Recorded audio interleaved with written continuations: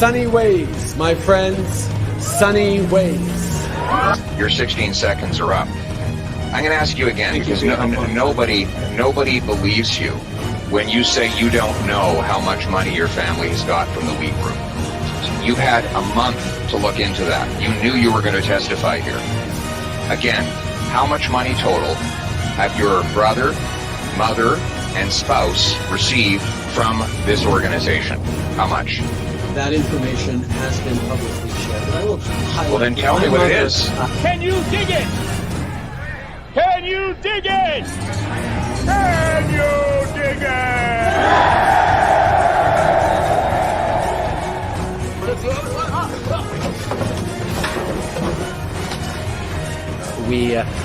We have recently switched to drinking water bottles out of when we have water bottles out of plastic. Away from plastic towards paper, like drink box water bottles sort of thing. Sorry? The servicing costs on the debt that you're going to have to carry, that you're adding to now, right? Interest rates are at historic lows, Glenn. Where's the funds? On the topic, I mean, in terms of your sort of strategy currently, you're obviously taking the populist pathway. What does that mean? Oh, Justin, you're awake. You made it. Have a seat. Have a coffee. You need some. Wakey time. Let's cut that Disney Plus subscription. So we cut it. It's only $13.99 a month that we're saving, but every little bit helps. A lot of people would say that you're simply taking a page out of the Donald Trump book. Like which people would say that? Well, I'm sure a great many Canadians, but... Like who? I don't know who, but... Well, you're the one who asked the question, so yeah. You must know somebody.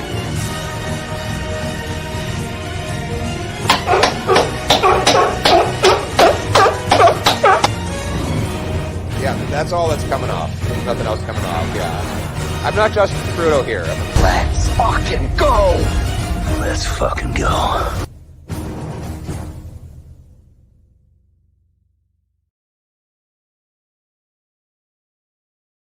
What's going on, ladies and gentlemen? Welcome back to The Fringe. Welcome to a Wednesday night Chill and Chat special Fringe stream.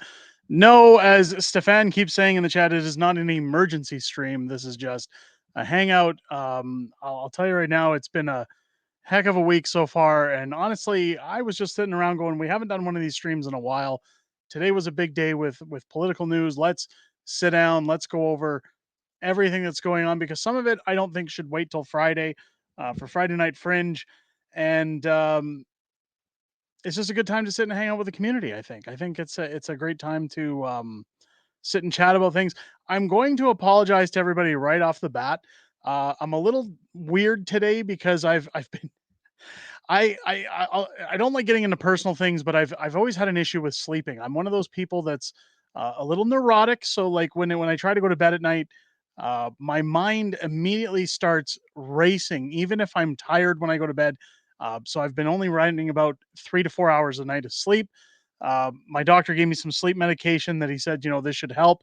It did help, but the problem with it is that it makes you very cloudy and groggy the next day. Kind of like if you ever take like NyQuil or something like that, if you get that way.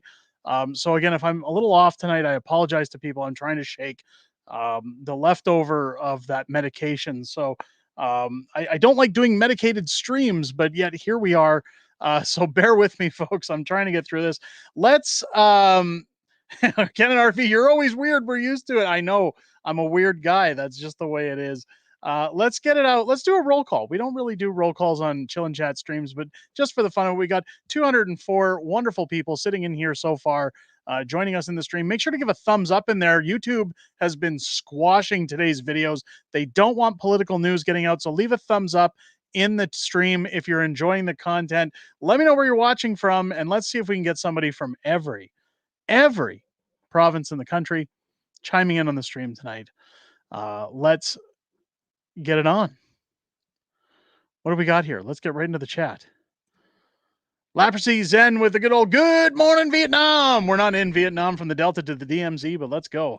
Len saying, I just subbed enjoying this channel. Len, welcome to the Fringe. Glad to have you here. Great to see you in here. We got Ryan coming in saying, I'm hitting the button from Brooks, Alberta. Love Brooks. Welcome in. We've got Eileen coming in from Sylvan Lake. Peggy coming in from Saskatchewan. We got Edward coming in from Regina. You know, you can't spell fun without, or no, what is it? What is it? You know what rhymes with Regina? Fun. That's what it was. Princess Thickness joining us once again from Montreal. How are you? Welcome in. Great to see you. We got Rodney from Newfoundland. We got Canada RV joining us from Ontario once again. Welcome back into the stream. Canada RV, it's always great to see you here. We got Gwen coming in from Ontario.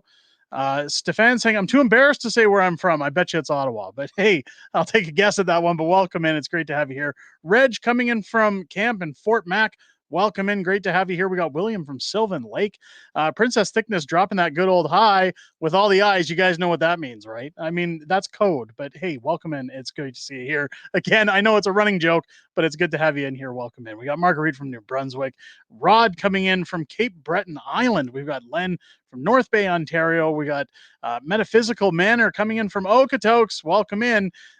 We've got Connie from Fort St. John coming in as well. We've got Cher coming in from the good old YEG, hopefully on my way there soon, or near there, I guess you could say, but welcome into the stream. Great to have you here. Thumbs up from Snow Lake, Manitoba. God, that's a small town, but hey, I've been through there, believe it or not. I love it. Welcome into the stream. Great to have you here. Lifting the Veil from Victoria. Welcome in. Great to have you here. Debbie in from Sudbury, Ontario.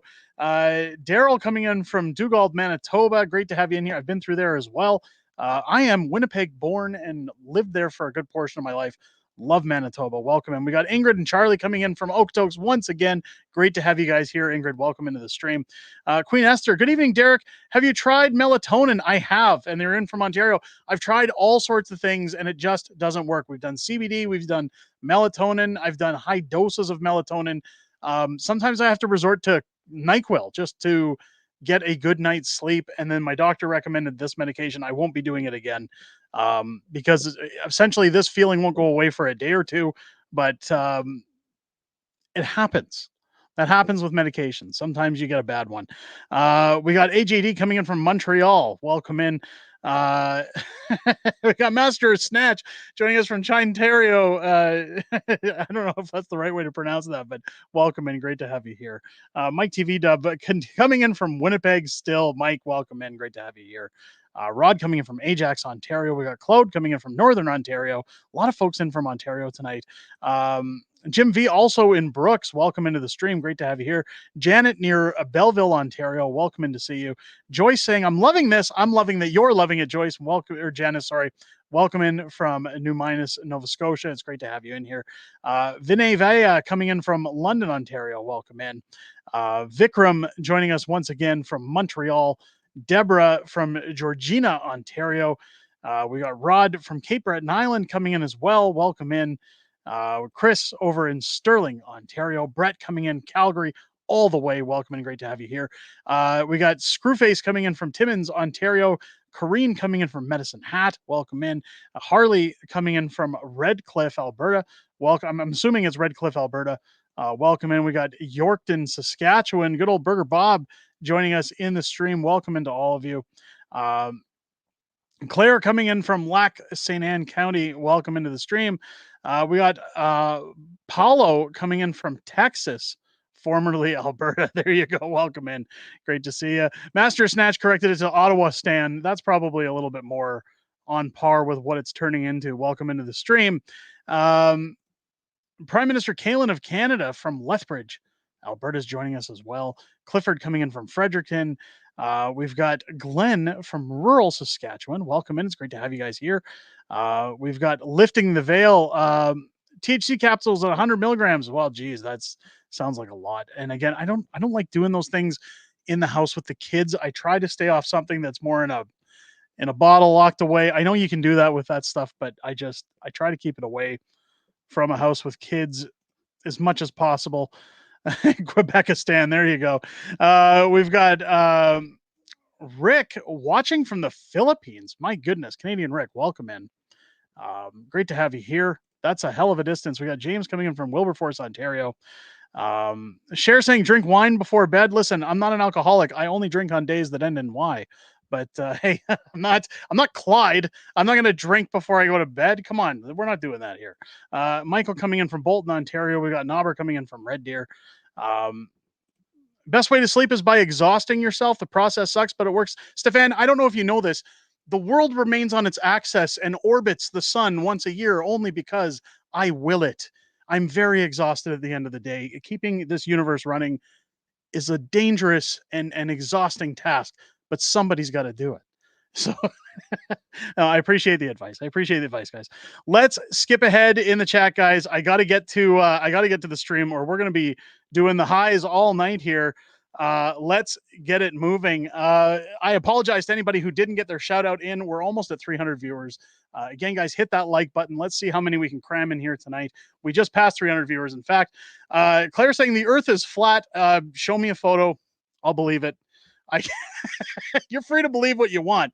But yeah, yikes. I don't even jump on that train. We don't orbit the sun. We go around this. We do a rotation around the sun in the solar system every year. We don't orbit it, but we do a rotation. It's whatever. I love these comments. Now, True Earth, don't think that I'm calling you out on this, but I always love it when I say something and people don't put one and one together and say, sometimes people miss their words or they get something wrong. I get it all the time. Like, you're supposed to be perfect and you're supposed to get all your words on par. Guys, I'm human. We make mistakes. Get over it. It happens. Let's it's NASA puppet show. There you go. Ingrid coming in saying Jagmeet Singh is the king of dumb. Let's start off with that. Let's get into, because he is the king of dumb. First off, I'm going to apologize. I insulted squirrels today by saying that Jagmeet Singh had the attention span of a squirrel. I was talking merely about his comparison of a bag of apples to a bag of potatoes, but yes, it was insulting to squirrels. Now, Jagmeet Singh, or Jagmeet, how do you pronounce this? Because anytime I'm watching Viva, he says Jagmeet Singh. A lot of people in the media say Jagmeet Singh, but then everybody says, no, it's Jagmeet. I look, either way, it's dog shit as far as I'm concerned. But Jagmeet Singh breaking off his coalition with Justin Trudeau. And of course, YouTube going out of its way, not just with this channel today, but almost every channel to ensure that that news is being as suppressed as possible. I don't understand where YouTube gets off on this, but we all know that we all know that these platforms tend to suppress. They like to make sure government media isn't getting out unless they want it to.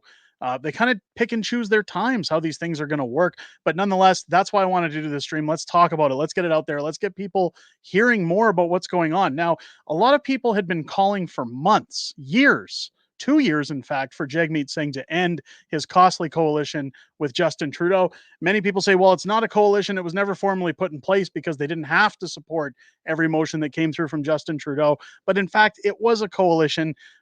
Names and semantics really don't matter when you look at the actions that go behind this. These were the actions of a coalition. Jagmeet Singh, of course, ending that agreement today because he says we got what we wanted.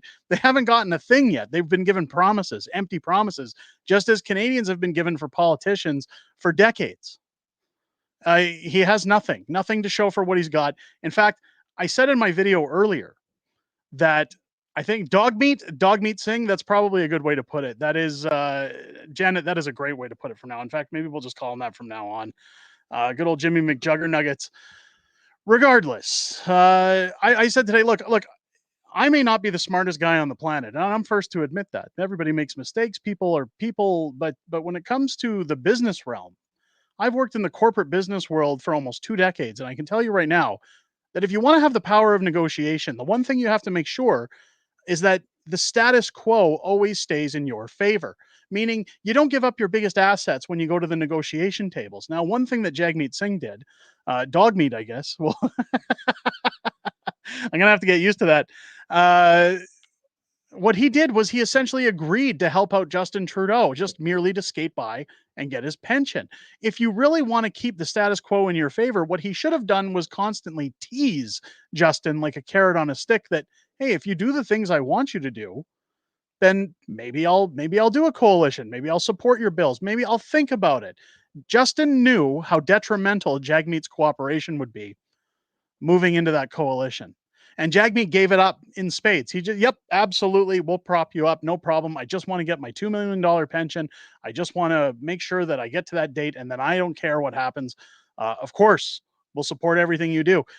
If he was a smart person, and again, this is where he's beyond the realm of intelligence, is that you would hang on to that wild card at the table, the ace up your sleeve, and say, no, I think you're going to have to give me a little bit more of what I want before I'm willing to do those kind of things, Justin. So ultimately, for a guy who says that he's now running for prime minister, I mean, it's laughable at best. You guys remember back when Jagmeet Singh announced in the House of Commons that he was when he was going to be prime minister, and everybody laughed at him and he had to stop to catch his words.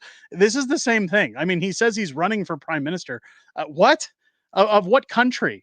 What country are you running for prime minister? It's basically what you're looking at here is a stunt. It's a PR stunt. Jagmeet Singh. Now, Justin Trudeau came out swinging, and again, we talked about it in the video. If you haven't watched it yet, you should go watch it. Give it a thumbs up. Tell YouTube where to cram it. But what you'll notice is that Justin came out saying if Jagmeet cares about the workers, if he cares about the unions, if he cares about all the people he claims to care about, CEOs and everything, he's not going to support Pierre, and he's not going to support the job cutting, the job reducing cuts that Pierre's going to make when it comes to his axing of the tax and his building of homes and cutting red tape, helping CEOs on other ends of the playing field. So again, the name calling comes out, but we all know that dog meat's going to continue to prop up Justin Trudeau, that him saying he's ending this coalition, it's nothing more than him being pressured all summer by his party, by outsiders, by Pierre Poilievre, just to simply say, okay, guys, the deal has come to an end. There is no more deal. But that doesn't mean he still won't prop up Justin Trudeau. That doesn't, nothing changes here. Until he calls an election, nothing changes. So I can kind of understand why YouTube would suppress those videos, but on the same time, why a lot of people wouldn't be interested in it, because it's almost a nothing burger at the end of the day. People have been wanting for 2 years for him to call an election, not to break off a coalition.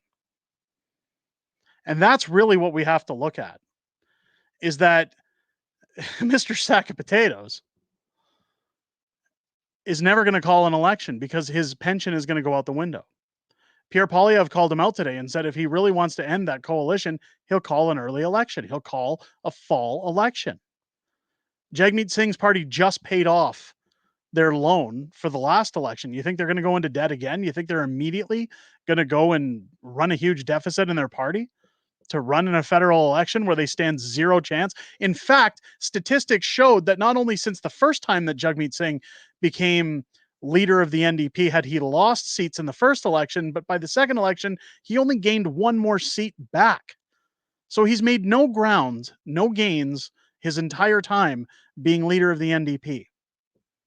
What does that say for his place in the party? Jagmeet Singh is done. He's done. Call him sellout Singh? That's Pierre's thing. That's Pierre's thing. It's Brandon saying, I love how people think a change of government is going to change anything. We had a very popular video yesterday that I talked about how Justin Trudeau had essentially blocked Pierre from being prime minister on his next run with the Senate. Now, a lot of people said, oh, yeah, that's clickbait. He's not going to stop Pierre from becoming PM. And I said, I never said he was not going to be able to be PM. I said that he's being blocked from being the prime minister, meaning he can't do his job. A lot of people saying, well, he can use the notwithstanding clause. He can change people in the Senate. He can get new appointments in the Senate. He can do all of those things. But do you guys see all the committee meetings that are going on about Arrive scam? You guys see all that stuff that goes on, all the taxpayer dollars that get wasted for those things? You know that every time Pierre's going to have to use a notwithstanding clause or get somebody replaced in the Senate. That costs us money. And it takes a lot more time to get things done. So while you have a bunch of desperate Canadians who are sitting here with a carbon tax saying, can't afford my electricity, I can't afford my heat, I can't afford my groceries, I can't afford to put gas in my car to go to my job, can't afford the clothes that get the prices hiked on them in order to meet the carbon tax demands, they're going to be waiting longer for those things. If Pierre comes through with them, because I'll tell you right now, with the Senate the way it is, he doesn't have to come through with them. And I'm not saying he won't, but I'm saying he does not have to follow every promise he's made now. He's got a free pass. He can do what Justin Trudeau's been doing for the last 10 years by blaming Stephen Harper. Pierre Poilievre, even with a majority government, can simply turn around and blame Justin Trudeau at this point and say, yeah, Justin left us a hell of a mess. And we don't want to go further into deficit challenging the Senate on every little thing we said we were going to do. So we're just going to continue with things just the way they are. How would you guys like that? That's the problem with the three-tiered uniparty, is that while things look good, and don't get me wrong, I want Justin Trudeau to go. I want him gone. I am voting for Pierre Poilievre as of today in the next federal election, unless somebody else can come along and change my mind. But what I will say is that you have to understand the business end of things. Politics is a business at this point. It's not just for the people. It's not here to do right by the people who put these people in power. This is a business. I've often said, and I'll say it again, that these leaders should be walking around like NASCAR drivers where they've got their sponsors all over their suits, just like NASCAR drivers do on their car and on their uniforms. They're sponsored by all of these scumbags who control our country. The government doesn't run our country. Corporation does. That's what people have to understand.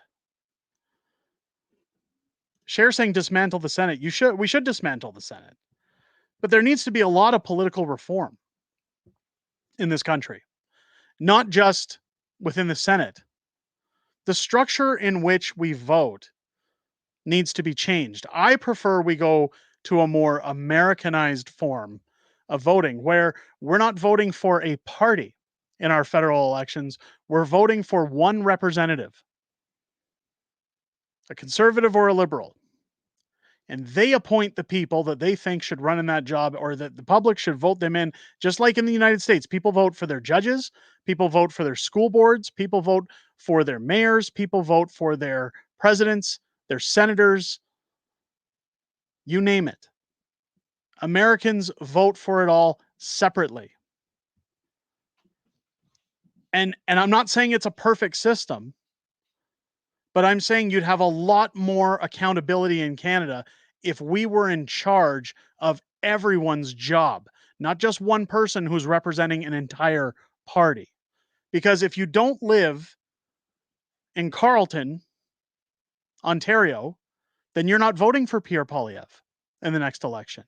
You're voting for whichever conservative is in your riding. So you might be voting for Stephanie Cousy, or you might be voting for Melissa Lantsman, or you might be voting for Larry Brock, or you might be voting for Garnet Jennis, but the problem is that if you want Pierre, you have to vote for that other incumbent, not Pierre Poilievre.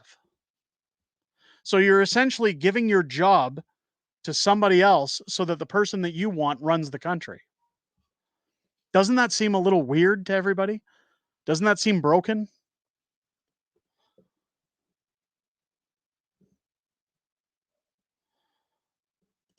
There's no way Jagmeet will support a call of non-confidence. He's not going to have a call of non-confidence.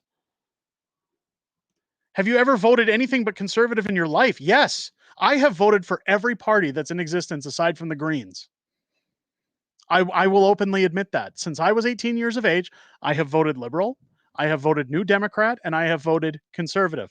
But I've done my homework and I've done my research before I have voted on every occasion. I've spoken to the delegates. I have looked at their policies, and I have looked at my personal lifestyle and said, which one of these candidates best represents the values that are going to benefit my lifestyle? That's how you're supposed to vote. It's not about teams. It's not about who you're going to vote for. Last federal election, I voted for the PPC. I like Maxime Bernier. I like his viewpoints. The only problem with Max, and I've said it before, he can't even get his seat.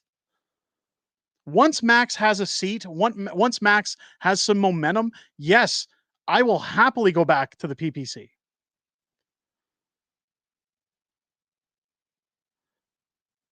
But when you're casting your votes,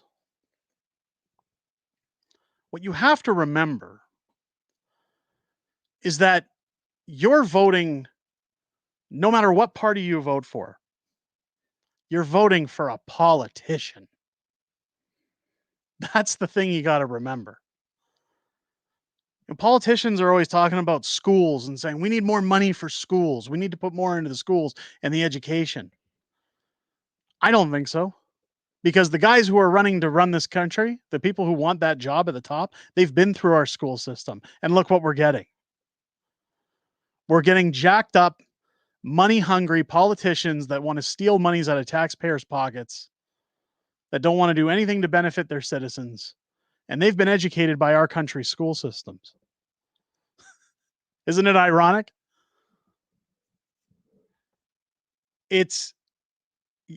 No matter who you vote for, you're not voting for a Puritan who loves their country, who just wants to do the best job they can for the people that put them there.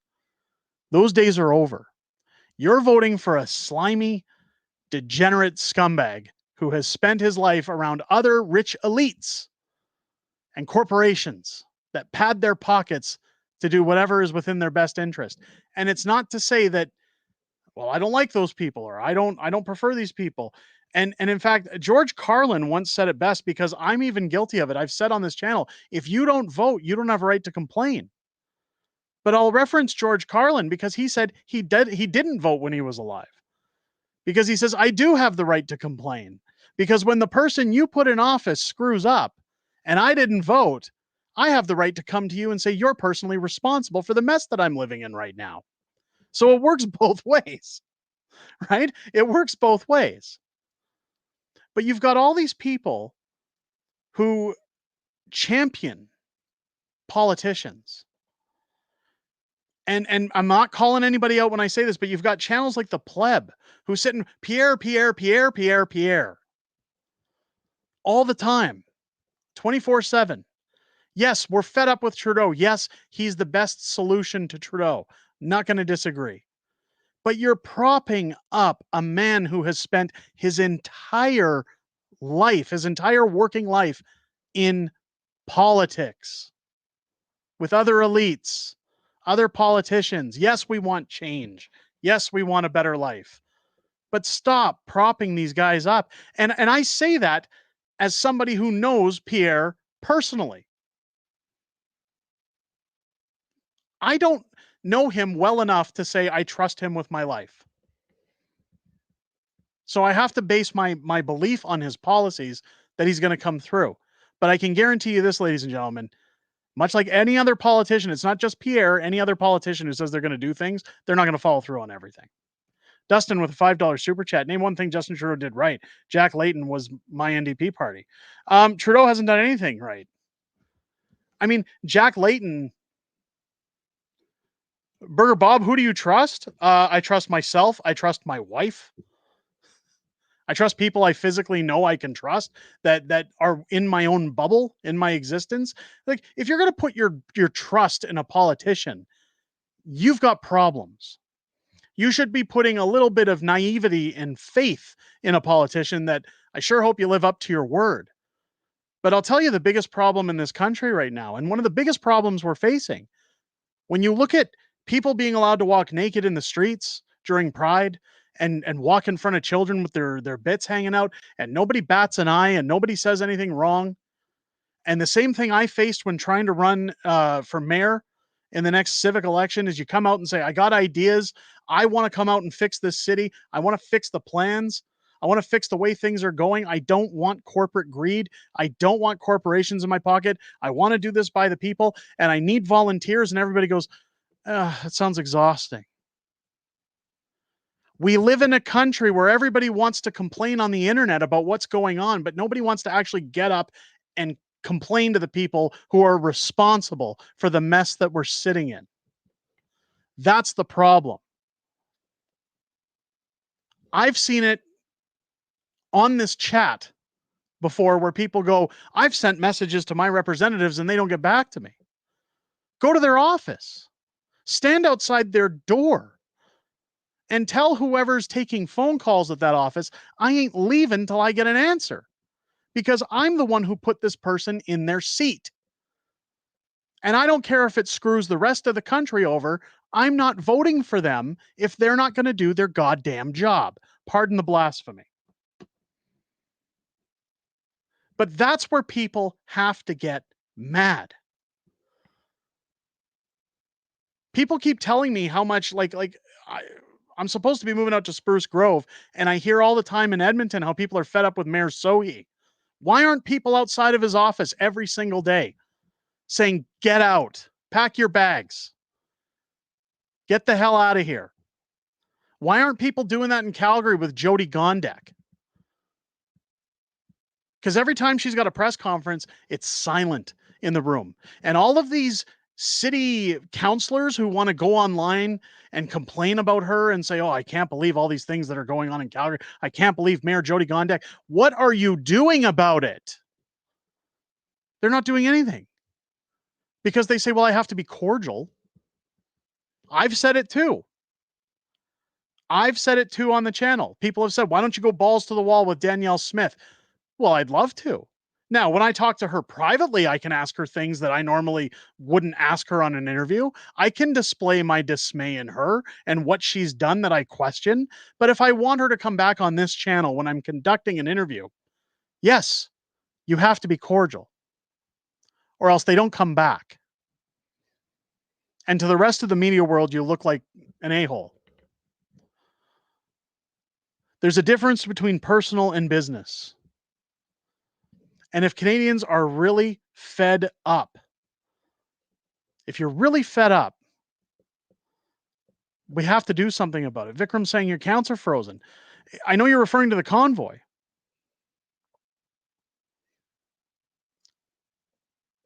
The convoy stood up at a time when people were pushed into a corner.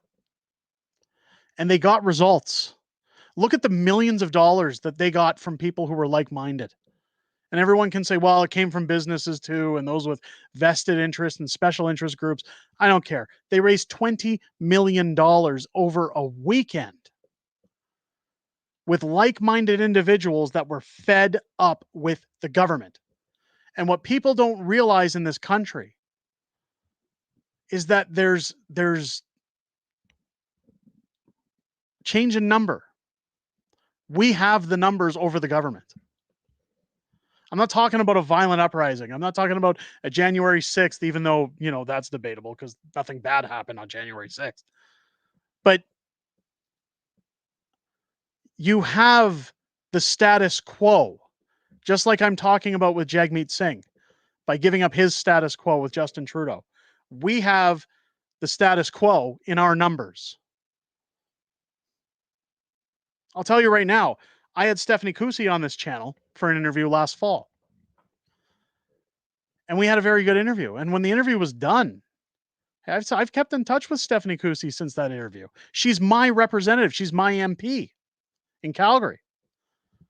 And I asked her flat out, what are you going to do to get my vote in the future? What makes you think I'm going to vote for you again when all you guys do is have your little committees and you waste taxpayer dollars and nobody gets arrested? Nobody goes to jail. The government is flaunting their corruption in our face. I remember a time when Jean Chrétien was being grilled over the sponsorship scandal, and he looked nervous the entire time he was being questioned in court. Nervous that he was going to go to jail. You don't see that with politicians anymore. Two Flip saying, I love her. I love when she screams at Trudeau calling him a fake feminist. I love when she does that too, but that's part of what the background of this thumbnail was. It's all political theater. It's all political theater. Actions speak louder than words. You can call somebody a fake feminist all you want. What are you doing to put these crooks in jail? Justin Trudeau should have been arrested 30 times over. And people just keep saying, well, they've got parliamentary privilege. That makes it okay, right? They're literally flaunting the corruption in our face. They don't have to hide it anymore. They don't have to hide it. And we all sit here and say, well, we're mad, so we'll just vote for Pierre in the next election. Good, good. Get Trudeau out of here. Get the Liberals out of here. Make them rebrand their party. Get Mr. Feminist Captain Socks out of here. Get him out.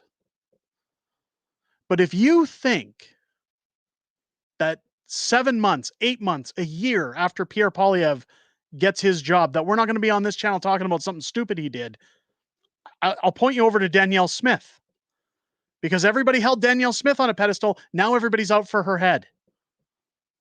Because of this move with Alberta Health Services. By dismantling AHS's control over the hospitals and giving it to a Christian corporation. People are mad.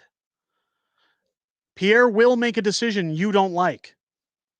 He's not perfect. I'm not perfect. We talked about it at the beginning of the stream. I make mistakes too. So what I'm doing is trying to say that the answer isn't a person. It's not a person and their policies. It's not one guy. We have the numbers. We have the answers, not them.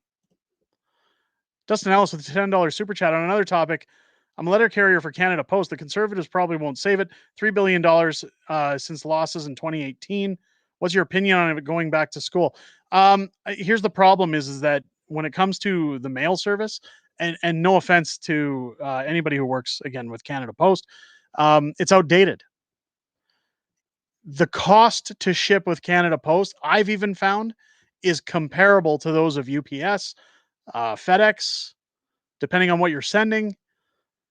But the time isn't there. The speediness isn't there. The professionalism isn't there. And most people now send things. If you're mailing things, most people that are mailing through corporations these days. Personal mail, fine. Canada Post, letter mail, great. But if people are sending packages or parcels, most people are doing it through corporations now, and they're doing it through companies like FedEx because it's a write-off. And they do next day delivery. Canada Post, you have to pay for that. I like Canada Post, for the record. I don't have a problem with Canada Post, but I know that member services with companies like FedEx and the speediness of FedEx make it easier for me as a business owner to work with FedEx than to work with Canada Post.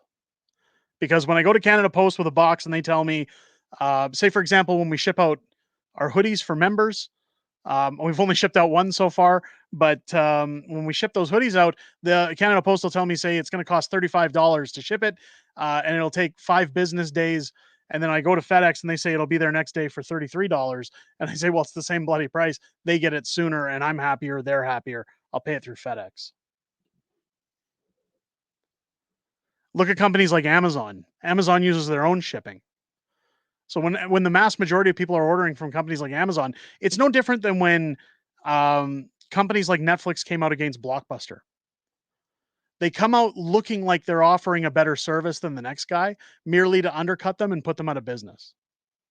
So by companies like Canada Post not getting the shipping from companies like Amazon and Amazon starting their own, things look great when you've got a Prime membership right now. But I assure you, when companies like Canada Post are gone to the wayside, Amazon will start nickel and diming for those charges. It'll come. It'll come. Jeff Bezos is evil. Yes, he is. I don't know if you guys seen the videos this week. I'll probably have it on Friday's stream. It was trending online the other day where people were asking their Amazon Alexa in the US. I know I have a friend who has one in Canada who tried it and it partially worked. And it could be because we're in Canada again. But the Benny Show,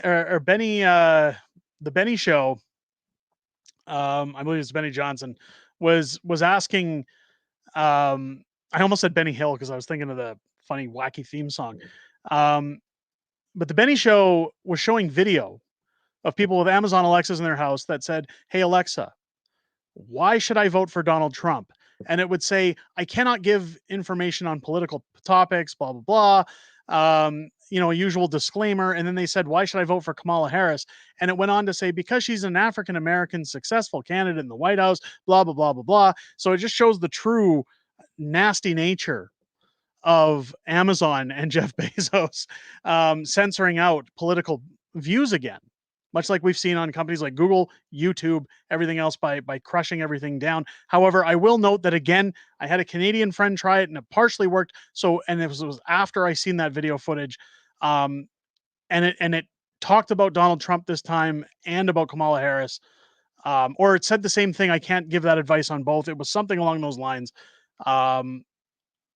So maybe they fixed it since then. Maybe it was a glitch. Maybe it was a problem. So just caution to that tale.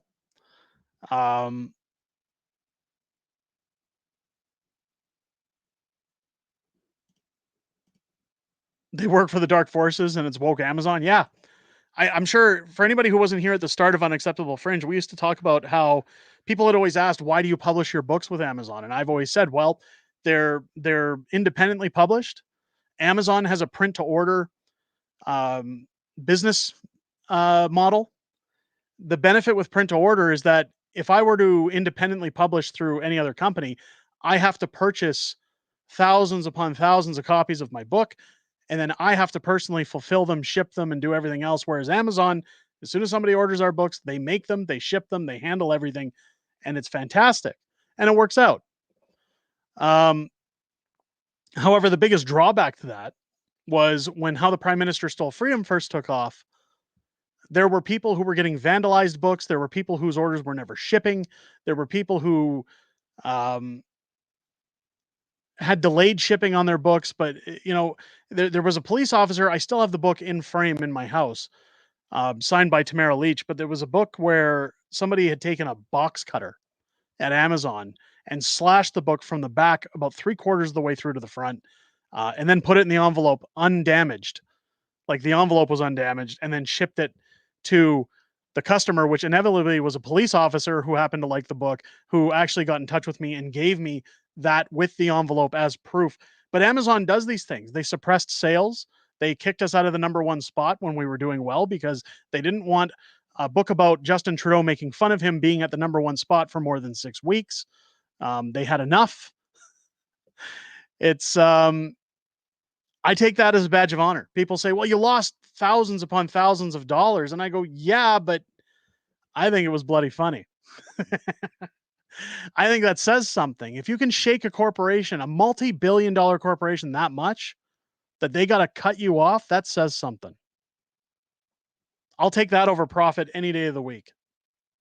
And that's where I'm different from a lot of these grifters that everybody talks about. Sure, everybody's got to make money. Everybody's got to make a living. And I've been very grateful and blessed with the living that I've been provided, but I'll take a story like that any day over a check. I think it's great. I think it's great that happened that way.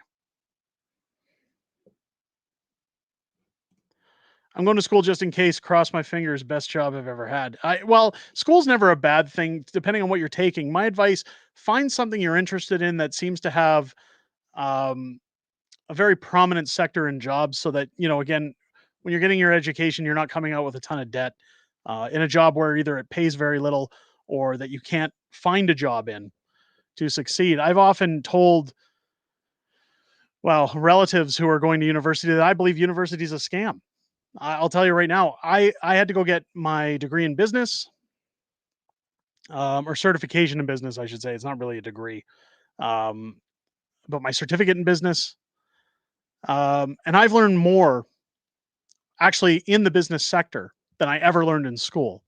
And I, in fact, have put very little of what I learned into school into actual practice. It's silly that they make you go through all these processes just simply to have a title to your name. Norm saying get a trade. Trade is probably the best thing you could ever do.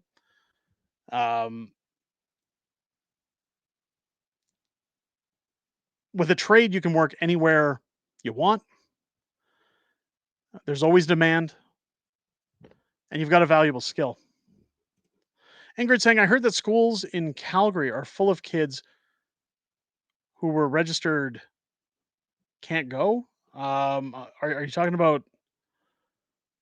I'm not sure. I'm not sure what that means. I'm assuming maybe homeschooled. Is that what we're talking about? There's one thing I found at the schools this year. So my kids this year um, are in separate schools because my daughter's school from last year went from kindergarten to grade 4, and then their secondary school goes from grade 5 to 9, and then high school goes from 10 to 12.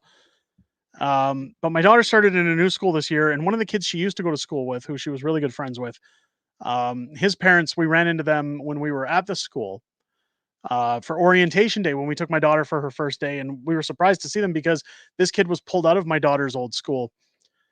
And we found it funny because my daughter had some incidents at school last year, and the treatment she got, anytime the school would call us to tell us about something she did, it was always our fault and the way we were bringing her up and how they had to deal with her and her problems. And she would constantly tell us that other people were instigating these problems, and the school would merely do nothing. In fact, last year, as I went to the school after a kid was touching my daughter inappropriately, the parents of that student came up and threatened to beat the piss out of me while I was in my vehicle with my 3-year-old son. Um, and the school did nothing about that either. We had to get the police involved. It was a fun day. But what we find out from these parents at my daughter's new school is that their son had been bullied so bad, and the school simply would segregate him from the rest of the class by saying he's the problem, and we want him to learn how to deal with the problem rather than punishing the students that were actually bullying him. It got to a point where the parents had to go over the principal's head to his superintendent, and nothing happened there. They just eventually pulled the kid out and put him in a different school. And this year they all started in this school together. And the parents had said, what a turnover it was being in this other school. But it was funny when they told us that, because I thought about all the things our daughter had been through and all the times we had, told her she's going to be on thin ice. We're going to take away electronics. We're going to, have to really buckle down if she couldn't get with their program. I suddenly realized that we were falling in line with their ways of segregating students rather than dealing with the outside problem. And it was a little sad and depressing. In fact, I had to take a minute to apologize to my daughter, to tell her, you know what, the next time you tell us how things are, we're going to listen a little bit better.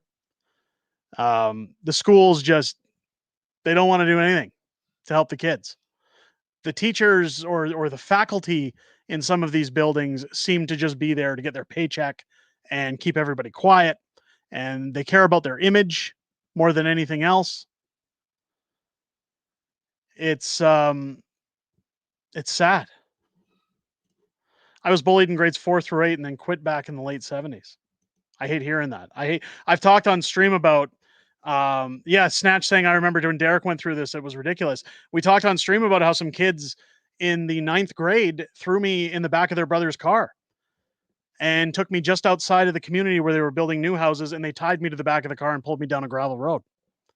All because they thought it was funny. They thought it'd be hilarious. And then when they saw how badly maimed I was from being dragged behind the car, they cut the rope and left me there. And a friend of mine who saw what happened caught up on a bike and called an ambulance. The schools don't care about the kids. I don't blame any parent these days who pulls their kid out and tries to homeschool or tries to find alternatives.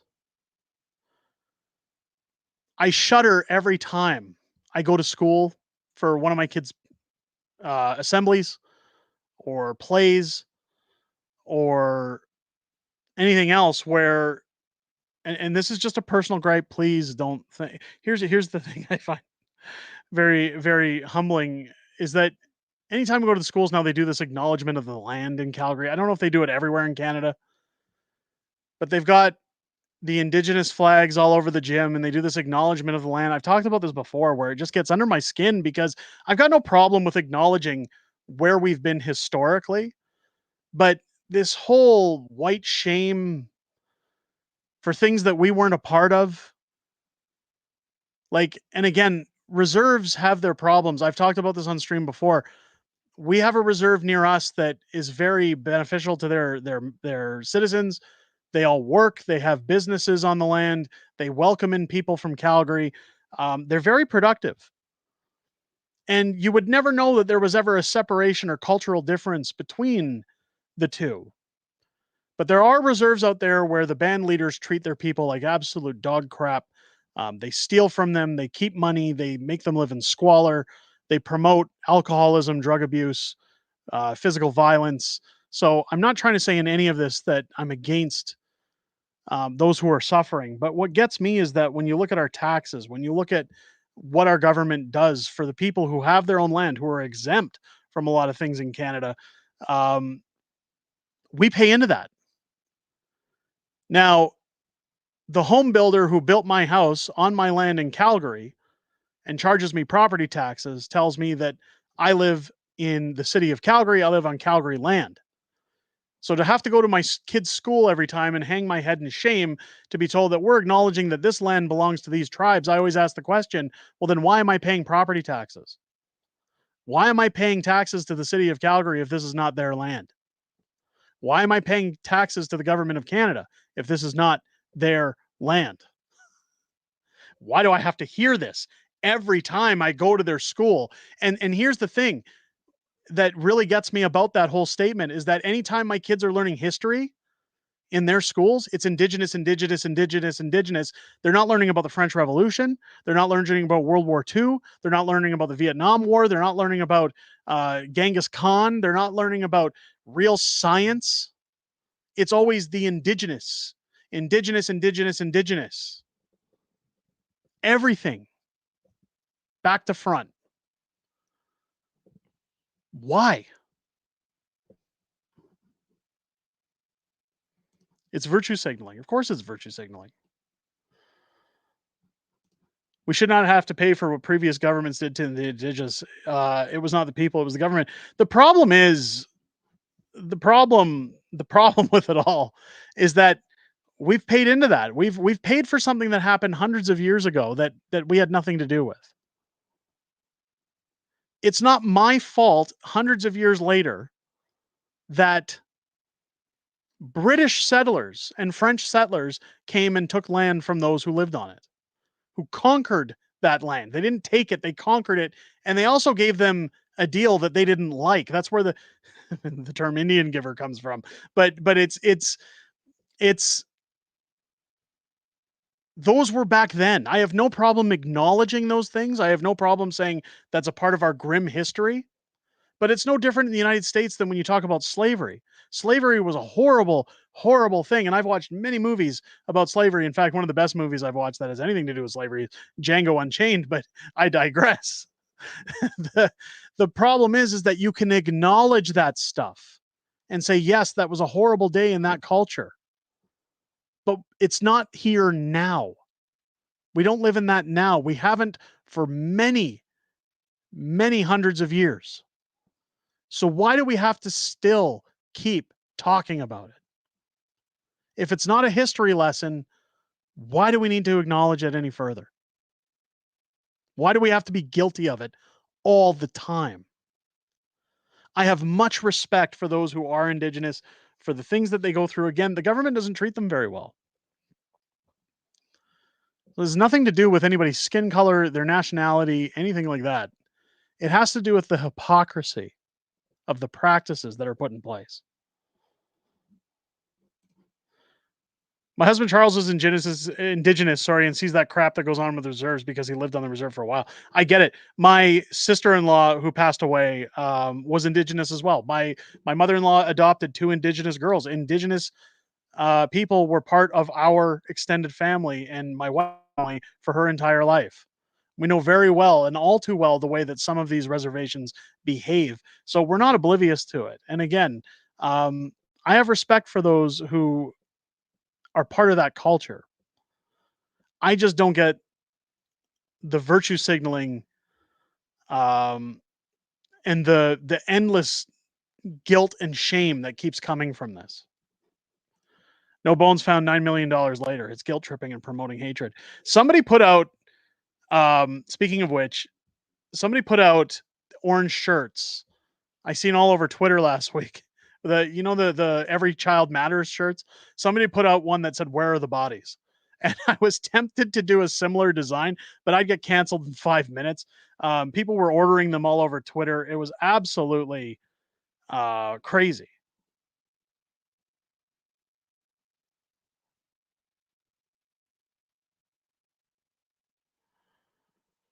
Is there an argument going on in the chat? I'd love to say you're gullible if you really think gender politics is such a crutch issue. You don't deal with it outside media. Gender politics is no different than what we're talking about. Danielle saying we're all slaves. Yes, we are. And Master Snatch hits it on the head. The son is not guilty of the father's crimes. Absolutely. Sins of the father, right? The alphabet community, one of a good friend of the channel, Jack Dan. I've spoken to him on Twitter. I've seen his posts. He's a gay man who's part of or was associated at one point. I don't know if he still is, but was associated with gays against groomers. And he has stated many times that he hates the pandering that goes on, that he hates the woke politics that goes into the gay community. They just want to get on with their lives. What is silly about the whole gender thing? There's two genders. I don't care which way you slice it. There's two genders. There's men, there's women, and that's it. That's what biology says. That's science. You want to argue with science over your imagination and your own fantasizing? I'm not going to play that game. I don't participate in that. I'm sorry. I don't. I'm not going to pretend. Like I posted on Twitter, there was something that said that if there's phobic men out there who think that satisfying somebody by playing with their female peen is makes them a homosexual, and it's not. And I said there is no black and white here. You're either a man or a woman. If you have one of those, you're a dude. That's how it works. I'm sorry, that's science. Okay. Just because you say you're something doesn't mean you're not. And I've often quoted it. If people want to pretend that you have to acknowledge and treat everybody who says they're trans something as a special being, I'm trans financial. So I should be a billionaire. The government should give me $1 billion, or else they're phobic, or else they don't support the trans community. That's how you flip that stuff on its head. I see myself as a billionaire. So where's my money?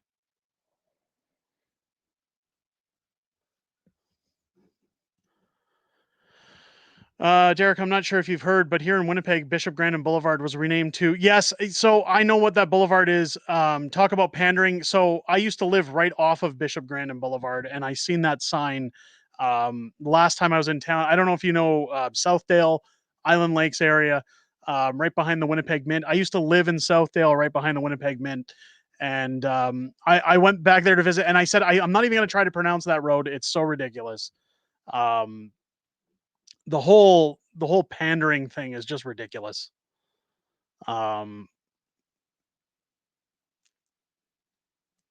It's crazy.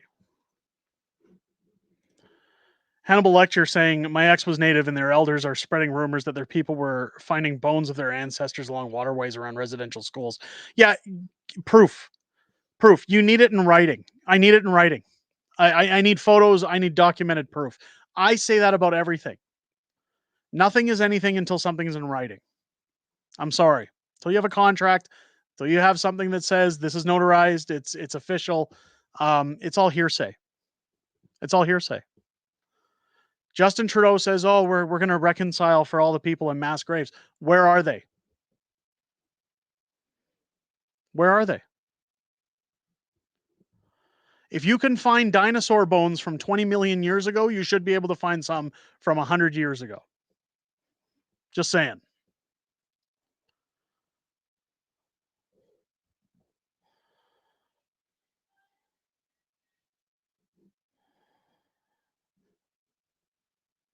What is going on with Tony and RV in the chat here?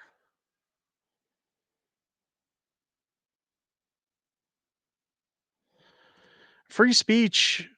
I don't know what the whole conversation is here, but it says you aren't free to discriminate based on certain basis that people identify. Free speech. Are we having an argument about pronouns and stuff in here? Is that what's going on? Look, I can tell you right now, Canada RV is a pretty stand-up dude. He's been in my chat for a long time. I don't think Canada RV would go picking fights for nothing. I'll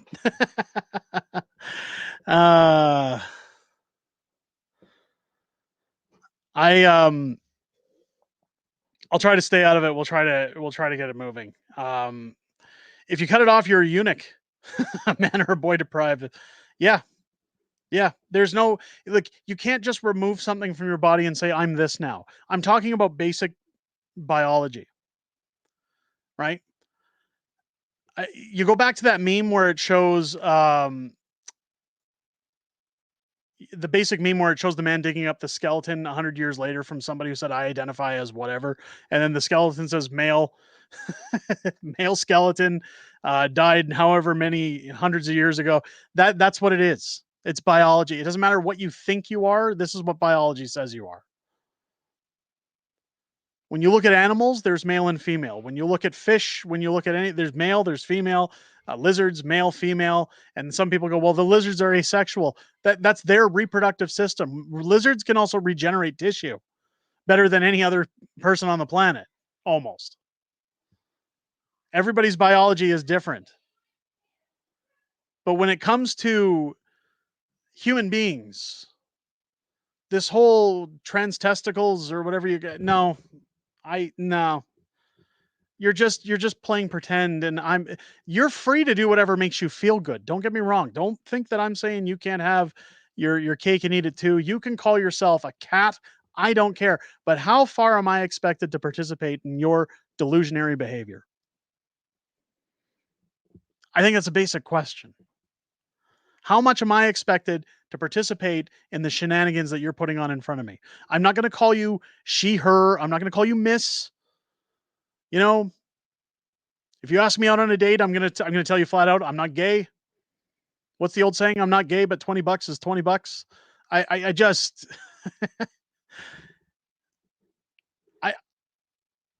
I don't have an issue with the gay community. I have family members that are part of the gay community, and I support them fully. If you want to be gay, go be as gay as you like. You have the same rights as everybody else. You're allowed to vote. You're allowed to get married. You're allowed to be as miserable as the rest of us. And then you're allowed to get divorced if you want to be. You have every right that we have, whether you're a man or a woman. If you're gay, you have all of those rights. You wanted those rights, you got them. And I think they should have them. When it comes to the rest of the community, the problem here is give an inch, take a mile.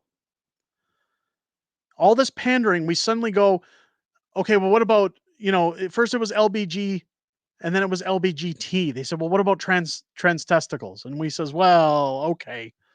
All right, we'll let that in too. Then it was, oh, but what about this one too? What about these ones? You've opened a Pandora's box. You've opened an illusionary trait that says that this can never end now. Don't they change their flags like every week? Don't they add a new stripe or symbol to that flag every week because they can't even settle on what's what? That should tell you enough.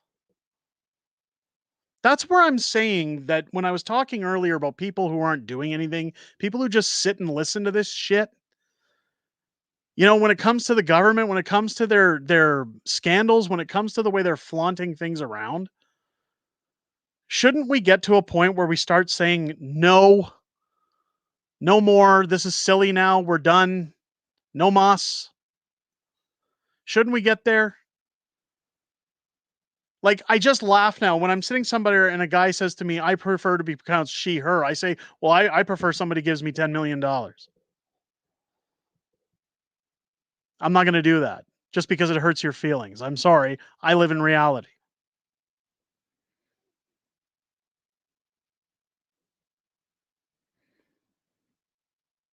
It's so silly.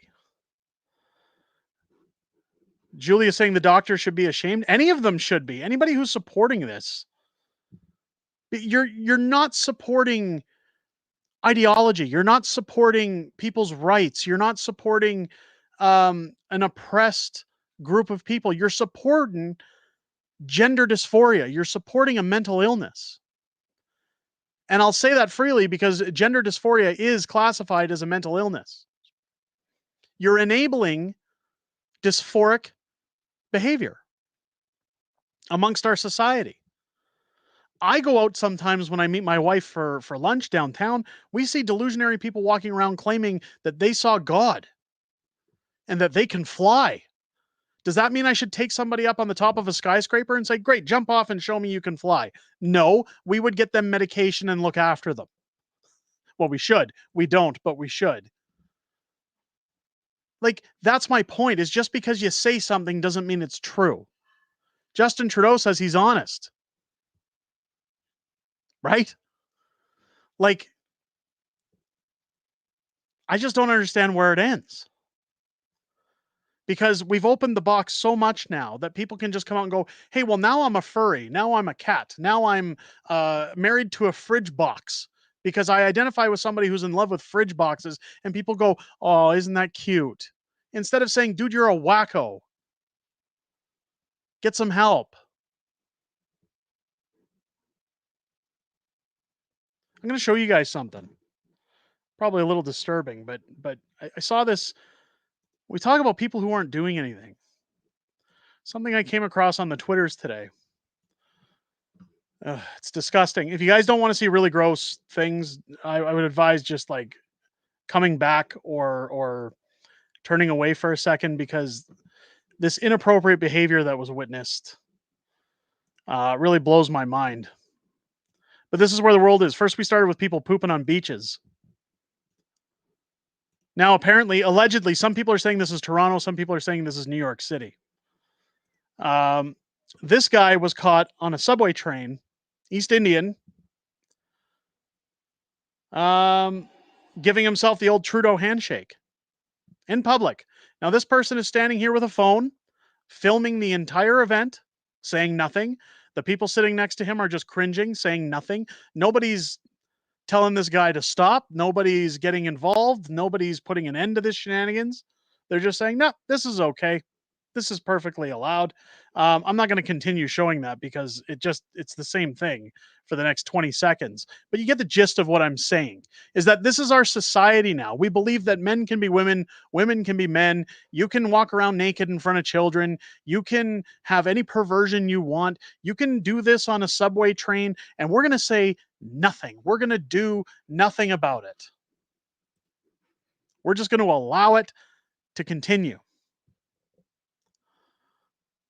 This is the problem. This is the same thing I was talking about with the gender box. When you open it up and you say, okay, you guys can have free reign. You can start to include other things you want to throw in here. It doesn't stop. Once you pander to one, you have to pander to them all.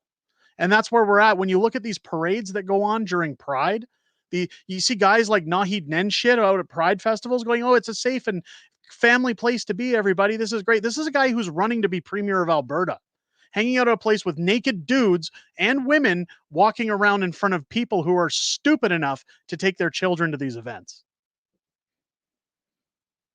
We've seen the infamous video of Rob Primo calling Toronto police saying, I seen a man naked walking around in front of a child last week, and I want to know what you guys are going to do about it. And the police said, well, wasn't that during Pride? And he says, yeah. And he goes, well, I mean, it's Pride. So, and it's all because they don't want to look bad. They don't want to do their job. When do we as a group of people, as a country, as a nation, when do we band together and say, stop, no more? Because I'll tell you right now, I've gotten in almost several arguments with people who go, I prefer to be she, this, that, the other thing. And I go, no, I'm not going to do that. And they get pissed off and they threaten me. And I go, wow, you're a mighty violent woman to be threatening me. Start telling these people to shut up. When you see somebody pooping on a beach or doing that stuff in public, boot them in the ass and tell them to stop it. This isn't wherever they came from. They can't just do this here. This is our country. This is supposed to be Canada. I don't know when it stopped being Canada, but it was before Justin Trudeau came into power, when the land of tolerancy came in, where people said, "Oh, don't offend people, don't say things that are bad." I used to get yelled at. I still get yelled at for being in the generation where I say, "Hey, that's gay." And people go, "You can't say that." Why not? They go, "Because it offends the community." So, well, it was never about the community. It was always meant to be something that was stupid. Don't do that. It's gay. That meant don't do it. Gay used to mean happy back in the day. That's what they call it, the gay 90s, things like that. Like it was this whole stop saying these things, please stop doing these things. I filmed a video once where my multi pinball machine had a Playboy table on it, no naked girls, just a Playboy backdrop, because believe it or not, Playboy made a couple of pinball tables. And somebody actually had the nerve to go into the comments and say, please don't put any more pinball machines with Playboy on in the video, it's very degrading. Where do we live that you think you have the right to come onto my channel, my space, my community, and tell me what I should do just for your own personal preference in my background? I grew up at a time in the 80s and 90s when if my parents didn't like something that was on television, they shut it off. They didn't call the TV station and tell them to change their programming. They didn't raise a stink or get a protest together. They just said, we won't be watching that. And that was the end of it. Now we've turned into this society where, well, I'm not happy. I don't like that. I'm offended. Good, then be offended. Go be offended. Justin Trudeau offends me. He's had a job for 10 years. Nobody removed him. Jagmeet Singh's not going to remove him. I'm done. Dustin, it's not a Playboy table. The Spider-Man table that's behind me, I have a digital pinball machine. It's got hundreds of different tables on it. One of which is a Playboy table. Lifting the veil, do it behind closed doors. Well, that's the way it should be. Take it from a guy who's been married almost 2 decades. Yeah, you pick your spots, but it's not on a subway train. Come on. What or who you do is none of my business. And that's where I was talking about the whole gender thing. If you want to call yourself a woman when you're a dude, Aerosmith said it best, dude looks like a lady. Go ahead. But I don't have to treat you as one. I don't have to allow you to dress like one in public. I got crucified when we were in Edmonton in July. My wife and I took a trip up to Spruce Grove to look at houses. My kids wanted to go to West Edmonton Mall before we left. So, of course, sure, we'll stop in for a little bit. We grabbed lunch and we walked around so they could look at the big pirate ship and the amusement park and everything, just kind of get them excited about moving out there. And my daughter wanted to go into a Hot Topic because she's really into Nightmare Before Christmas. So we go into the Hot Topic, and what do you know? There's a guy in there in a very short dress that goes above the knees with black makeup on, all goth style, piercings all over the face. And he comes over to us to ask if we need anything and doesn't even try to put in a feminine voice. He's, hi, welcome to Hot Topic. Do you guys need anything? And it's like, I literally just said, nope, we're leaving. And I grabbed my daughter and we walked out the store and he's yelling, you're phobic, you're phobic, you're phobic. I turned around and said, that isn't appropriate for the workplace.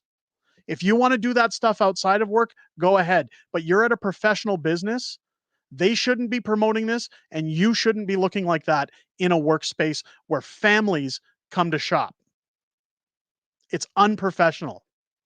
I will not be shopping here anymore. And walked out the door. Now I have family that work at Hot Topic, but I won't go back because of that. I don't know if you guys remember this, but not even over a decade ago, places wouldn't hire people who had sleeve tattoos because they would demand you wear dress shirts that cover them. And if they couldn't be covered, you wouldn't be hired. And now we allow people to do whatever they want in these businesses and say, well, it's all part of diversity and understanding their culture. Wasn't it wearing underwear? I didn't take the time to look. But I can tell you, you've got to shave before you wear a dress like that, and I don't mean your legs. It was that short.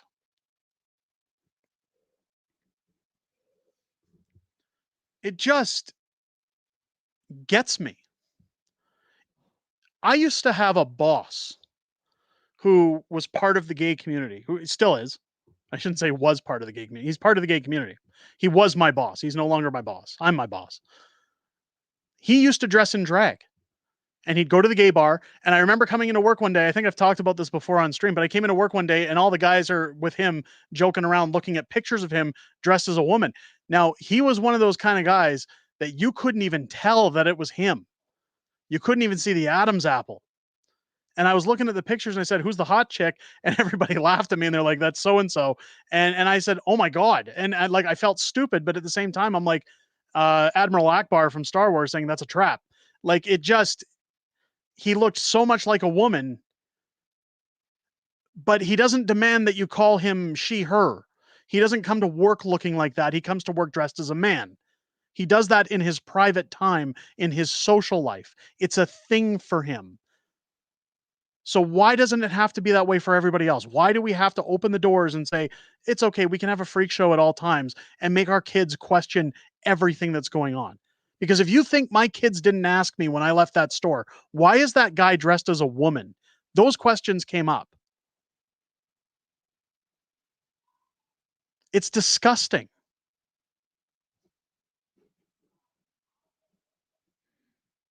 Daphne's been listening for about 30 minutes. It explains why you've been quiet. I get it. I'm on a rant. I hate getting like this. I really don't. I'm guys, if you known me or if you knew me outside of these streams, outside of making these videos, I'm usually a pretty happy, friendly guy. I don't bitch and complain like this like I do on stream with you guys. It's just when you're with like-minded individuals and you start talking about this, like it's frustrating.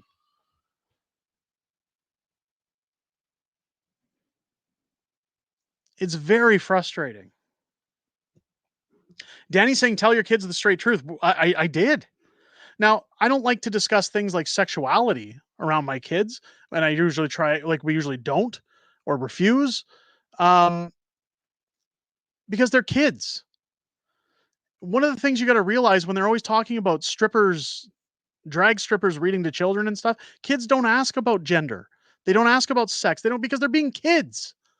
They don't think about these things till they're in their early teens.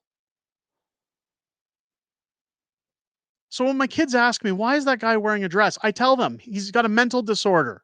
It's called gender dysphoria. He thinks he's a woman. They go, why does he think that? And I said, because I don't know, maybe somebody peed in his cornflakes. I don't know why. He's nuts. And all my kids say is, well, he should get some help. And I said, yes, yes, he should.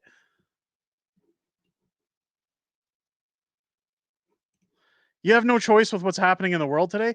Well, to a degree, I think that, look, I want my kids to be kids for as long as they can before introducing them to the harms of the world and the shock of what really is out there and the way that society has actually folded into these days. I had an amazing childhood as a kid. I grew up in the 80s. I loved going to video stores, the arcade. I mean, I don't know if you guys know by looking behind me, I'm kind of an aficionado of that industry. But it's I grew up at a great time when cartoons were still on Saturdays, where kids got on their bikes and were allowed to go outside. We would just call our parents periodically to check in, and it was come home when the lights go on and everybody else is going in. And usually you'd stumble in with a friend saying, is it okay if they sleep over? And parents didn't care. Parents could afford to go to the grocery stores and come home with snacks for when kids came over. You don't see that anymore. Kids don't get that big of a window to be children anymore. And I certainly don't want to introduce my kids to questionable behavior at a young age that might make them dysphoric or make them question sexuality in general. There's a time and a place for everything, and it's called college.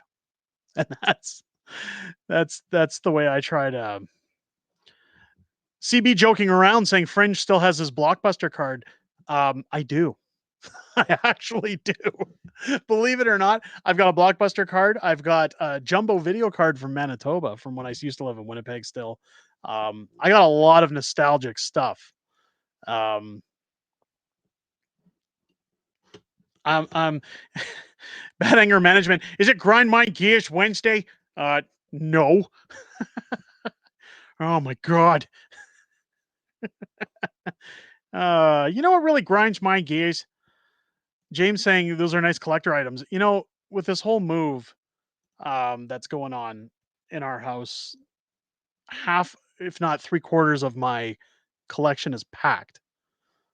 And it really sucks because part of the reason I went live tonight is just feeling the stress from selling the house. Um, we've had our house on the market for just over a week and a half. And when you don't get any offers, when the showings are starting to slow down, it's fall, that happens. You start to get a little discouraged. But one of the worst things about what's going on right now is my wife and I dipped into savings because a lot of things had to be done to get this house ready to be sold. We had to paint, we had to redo ceilings because the people who owned this house prior to us, they didn't prime the ceiling before doing those popcorn style ceilings. So a lot of it was flaking off.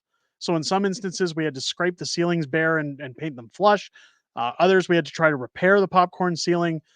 We had to put in new carpets on our entire second level of the house. There were a lot of things that had to be done after 10 years of living in a house with 3 children to get it prepared to be in tip top shape to move. You guys who had joined me on my Friday night streams would have seen when we showed the photos that the realtors took of our house. Very impressive photos. They make the house look like $1 million.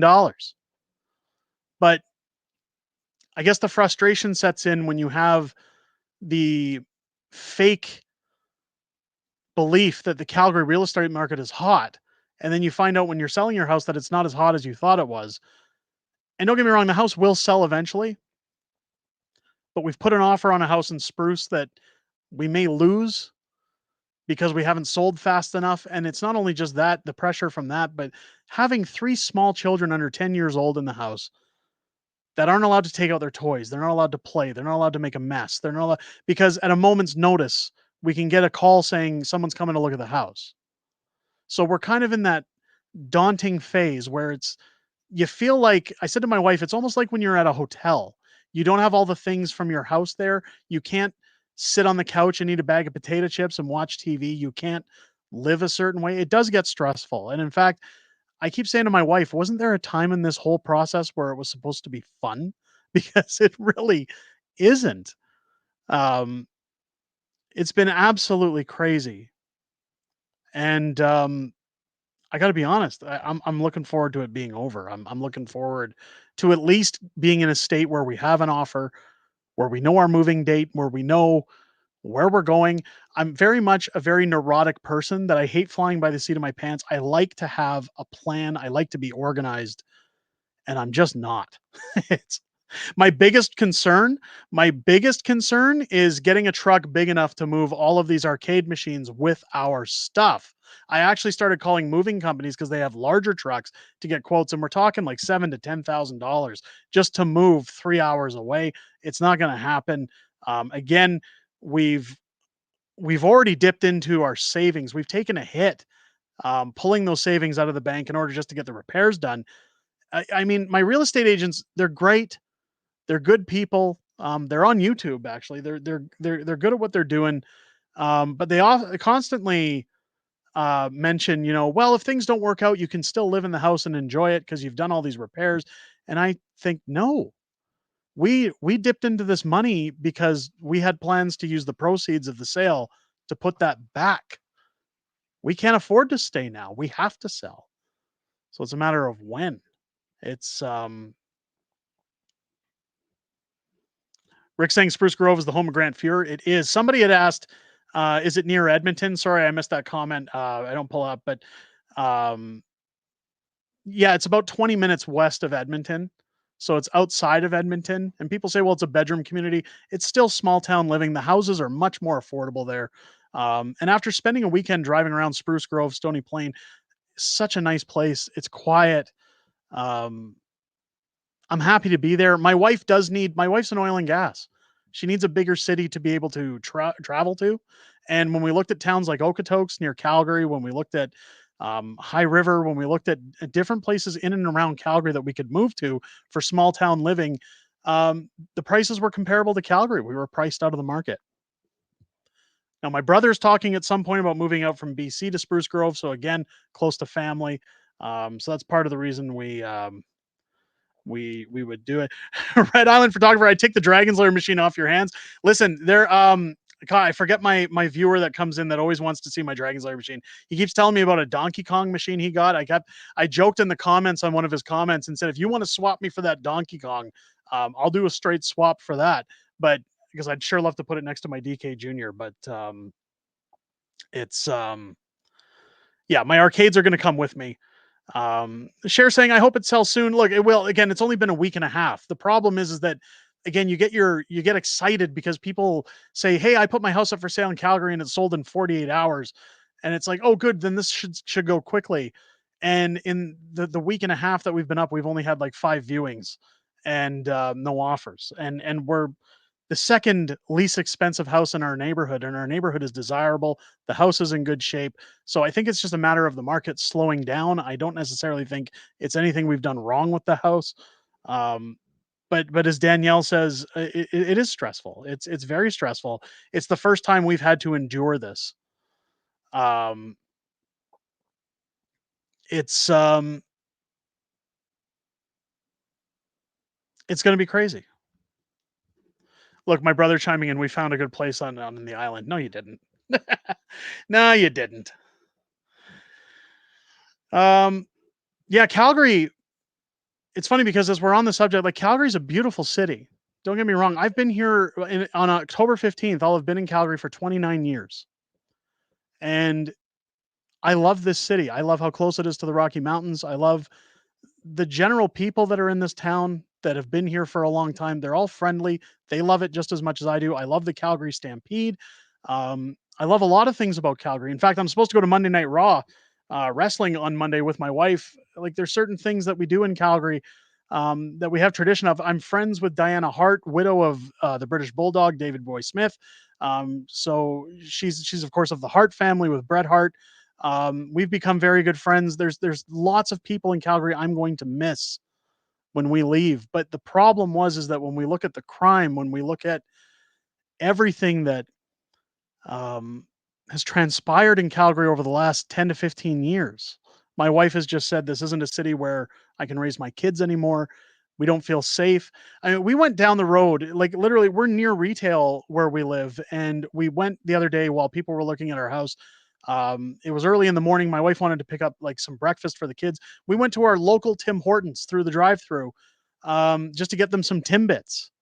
And usually I boycott Tim Hortons because of how they treated people during the coof, but my kids like Timbits, so I bow, bend the knee when they ask for it. But we go through the drive-through. There's 2 people sitting outside the Tim Hortons smoking crack right in front of us, and this is about a 5-minute walk from my house. I'm sitting here going, I can't have my kids around this. I just can't. So when people say, well, it's close to Edmonton, Spruce Grove's so close to Edmonton, you're going to see all this anyways. You don't see it in Spruce Grove. I've looked at their crimes around like petty theft and whatnot. We're not going to see nearly what we see in Calgary. Is it going to be perfect? Absolutely not. Absolutely not.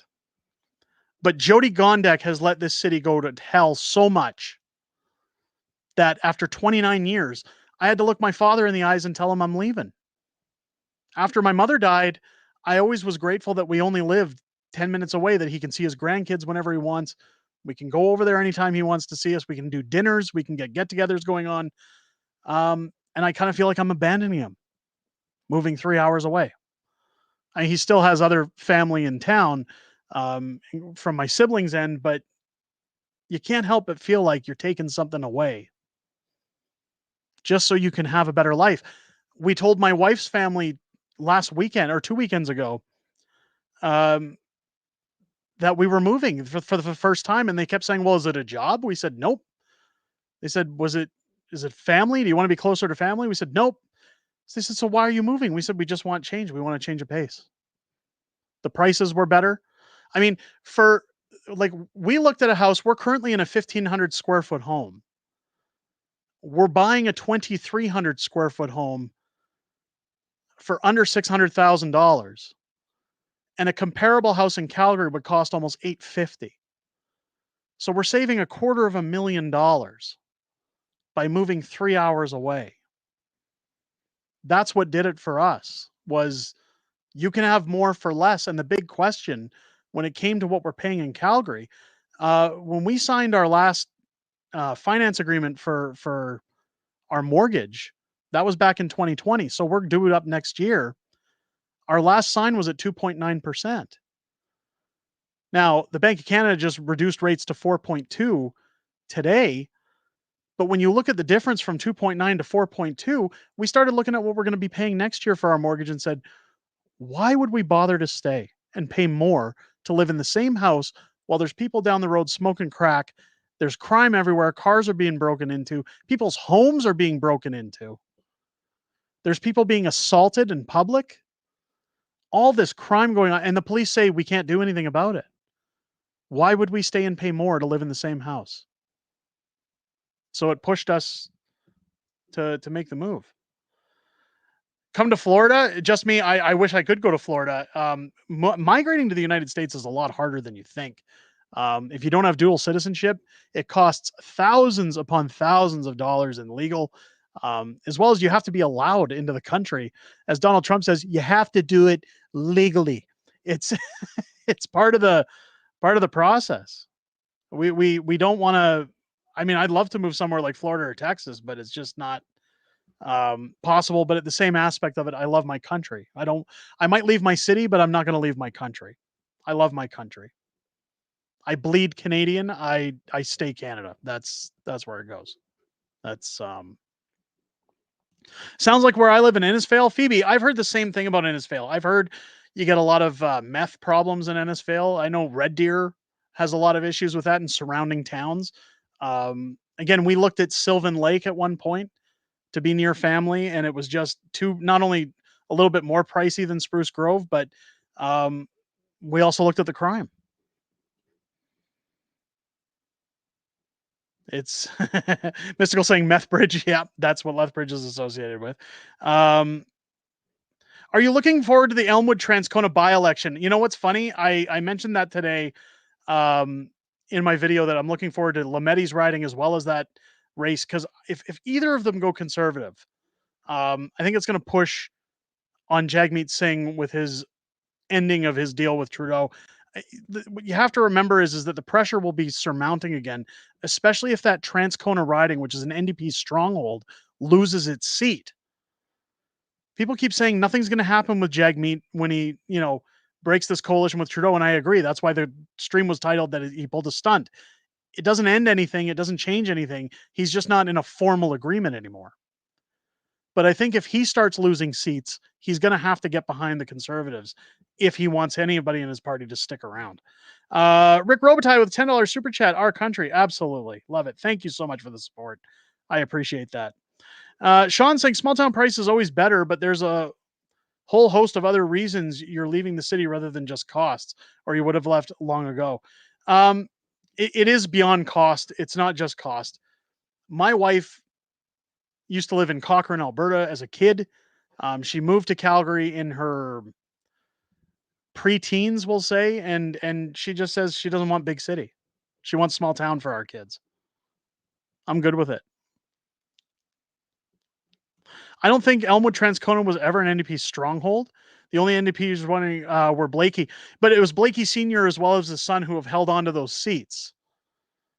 And that's where I consider it a stronghold. It was because it was a legacy seat, if that makes sense.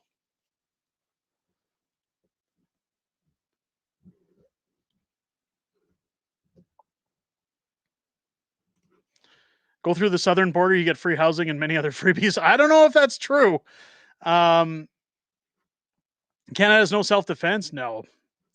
Great Falls, Montana seemed like a nice place to move to. I've had friends who mentioned moving there, or Alaska at one point.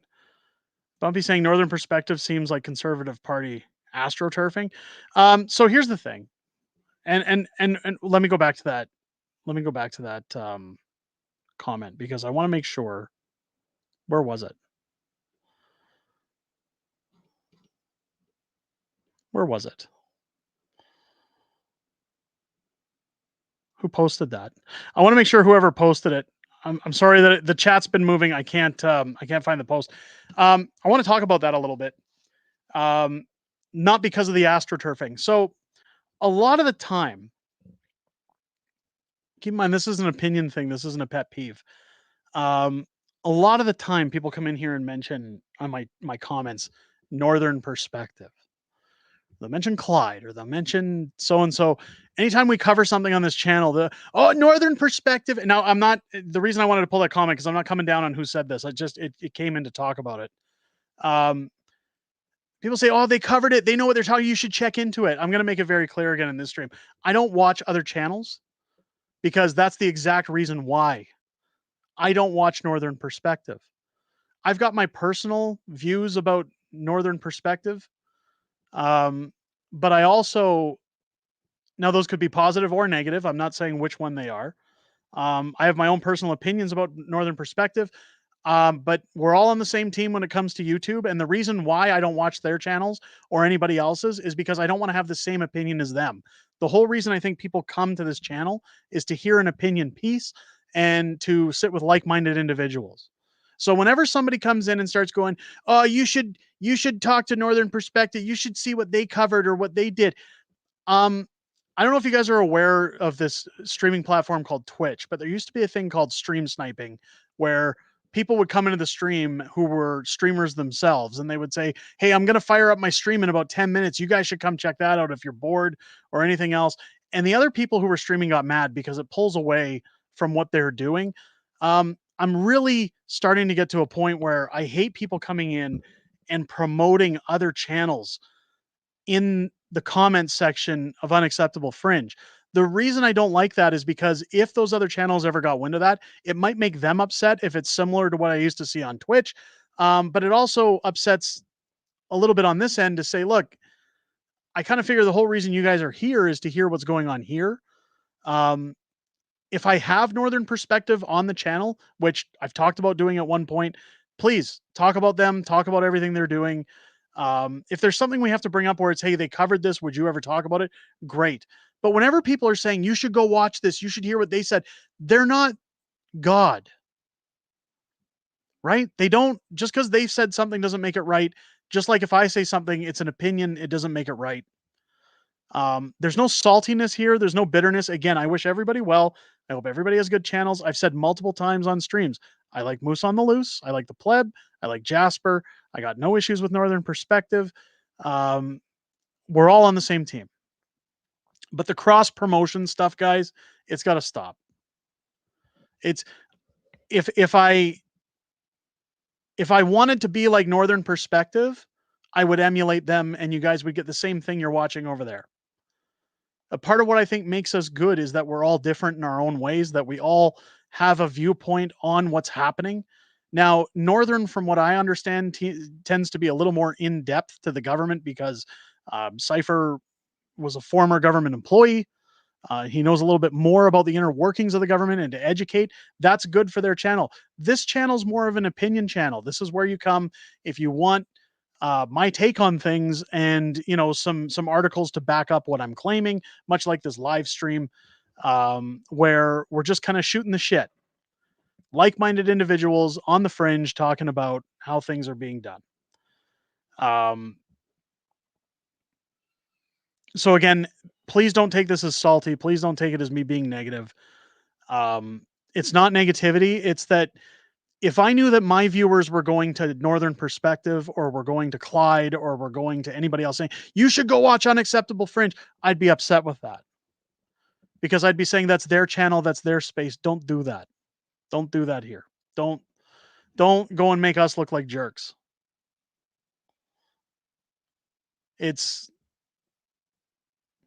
You're cool, Derek. You are cool. Oh, thank you. Oh, I can rest easy. I can rest easy. Canon RV said it too. Every channel's unique. Absolutely, we are. One thing I wanted to mention before the stream wraps up. My Family Guy voices are spot on. Oh my God, that's awesome. One of the things I've been forgetting to mention on stream, my niece Faye. every week I keep saying to my wife, I got to talk about Faye. I got to give everybody an update on Faye. I get Hannibal lecture, so I shouldn't shout out Salty Cracker. No, look, I just don't like the cross promotion. I don't think it's fair. That's it. I just don't think I wouldn't be happy about it again if you guys were doing it in other channels with me. Can I do a Stewie? Oh yes, I can do a Stewie and talk about my Darth thoughts. It's my niece Faye. If you guys watched the channel a couple months ago, I came online with my niece Faye, who was 10 years old and was struck with leukemia. Her family was raising funds for their trips out from Okotoks to the Calgary Children's Hospital, and all the time they had to take off of work for leukemia treatment.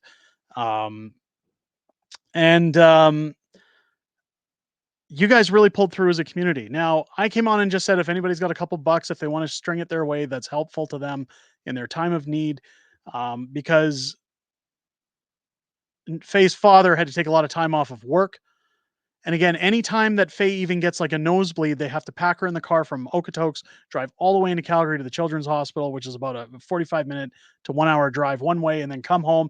And then if something else happens the minute they get home, you can't just call the doctor. You got to get in the car, go back. You could be there for 18 hours. Like, there were a lot of reasons that this GoFundMe was started for them. Now, I have my own feelings about GoFundMe because of the Freedom Convoy, but I'm not the one who set that GoFundMe up. Neither was Faye's family. Somebody set the family friend set that up for them on the side. But you guys came through in spades and donated almost $13,000 to that family in their time of need.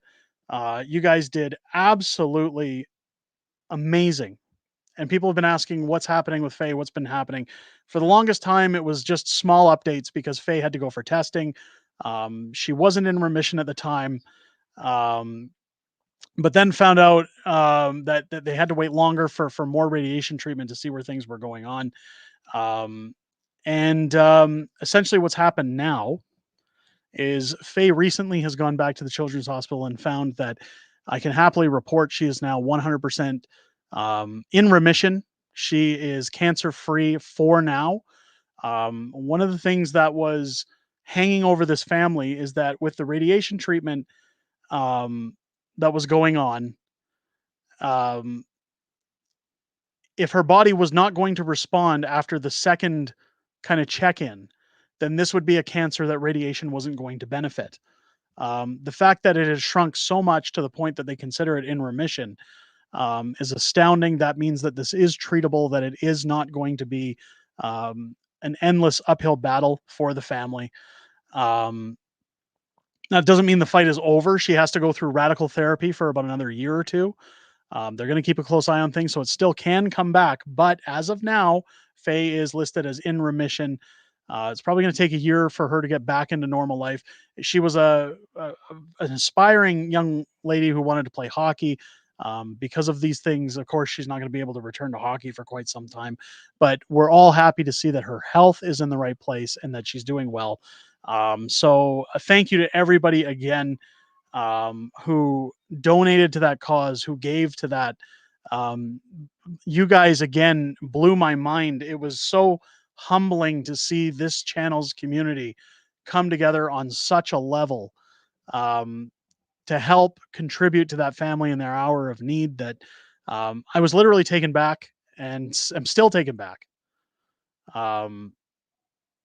Just how friendly and generous and caring everyone in this community is. I've always said we have one of the greatest communities on the platform on Unacceptable Fringe, and you guys, wow. Thank you again.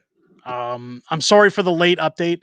You know, my wife comes on the streams and we get talking about politics. We start talking about goofy things. I always forget to bring it up, and I almost forgot again tonight. And so at one point I was going to do a video about it, but it's not enough to do a video. And I wanted to make sure to get it in tonight so that you guys knew everything's good. I have seen people in the comments sometimes saying, "What's going on with Faye? Where's Faye at?" That's where we're at, ladies and gents. On that note, I am going to have to start wrapping up the stream. We did go into overtime tonight, and well, I know my phone just went off. My brother is probably hounding me to jump in for some Fortnite.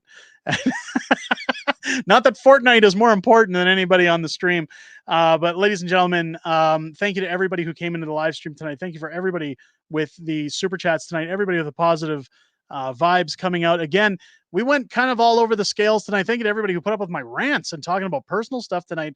I always talk about those things not because it's a pity party, but because I like to let you guys in a little bit because you spend so much time here and you take the time to come in. It feels like we're connected on a level where we can talk like that.